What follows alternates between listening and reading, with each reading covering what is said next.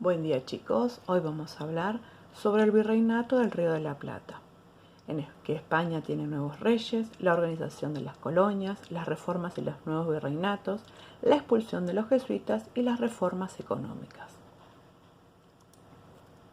Vamos a recordar que las colonias americanas, los españoles en las reformas borbónicas, los dos primeros virreinatos que existían era el virreinato de Nueva España, que su capital era México, y el virreinato del Perú, que su capital era Lima. ¿Sí? El rey era la máxima autoridad y vivía en España. Y acá, en nuestras colonias, en los virreinatos, estaba el virrey, que gobernaba en nombre del rey de España.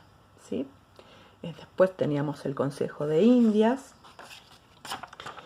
que se encargaba de dictar las leyes, se encargaba también de organizar la parte administrativa de las colonias, ¿sí? Todos los asuntos coloniales. Después en los territorios más pequeños estaban los gobernadores y estaban los cabildos que se encargaban de administrar los territorios de la colonia española. Acá tenemos la dinastía de los Reyes Borbones. Él es Carlos III, el rey Borbón que hizo las reformas en el virreinato del Río de la Plata, y se llama dinastía de los Borbones porque entre los parientes iban sucediendo en el gobierno, es decir, la familia de los reyes tenían un hijo y ese hijo era el que después asumía la corona y era el que mandaba en el territorio. Acá tenemos el virreinato del Río de la Plata, que ocupaba parte de Argentina, Bolivia, Uruguay, Paraguay, solo una porción de Brasil, el sur de Brasil y el norte de Chile. Este virreinato fue creado en 1776 por orden de Carlos III, que era el rey Borbón, que estaba en España.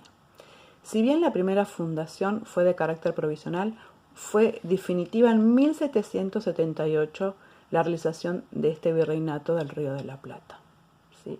Que es acá, su capital estaba en Buenos Aires, que después vamos a ver que era el puerto más importante de la zona. Los reyes Borbones, ¿sí? En esa época, estaban en conflicto con los jesuitas. ¿Por qué? Los jesuitas eran los encargados de una tarea muy importante. Educaban y habían creado misiones y estaban educando a los aborígenes de este territorio, ¿sí? El rey sentía amenazado su poder con este accionar de los jesuitas. Y además los jesuitas también se oponían a las reformas de los Borbones. Entonces en el año 1767 los reyes Borbones decidieron expulsarlos definitivamente de estos territorios.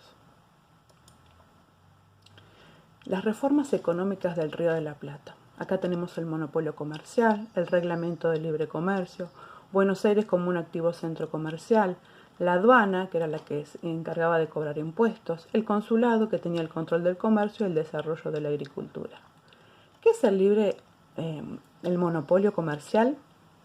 Este monopolio comercial se refería a que solo las mercaderías podían ser vendidas o compradas con España. Es decir, esas mercaderías eran, por ejemplo, azúcar, café, cacao, especias, entre otras, y provenían de América y las llevaban hacia España, ¿sí?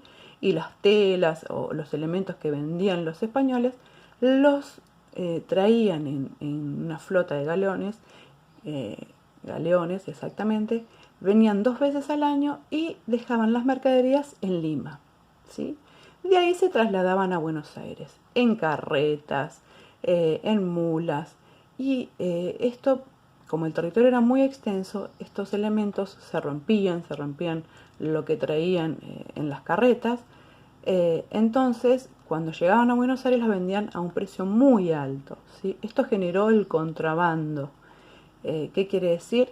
Que Buenos Aires, este territorio, recibía mercaderías también de los holandeses, de Gran Bretaña, que eran otras potencias muy importantes de la época, ¿sí? Vamos a poner de vuelta la filmina para que se vea mejor. Entonces, como decíamos, Gran Bretaña y Holanda eran dos potencias muy importantes en esa época. y también querían comerciar y les interesaban las mercaderías de América, ¿sí?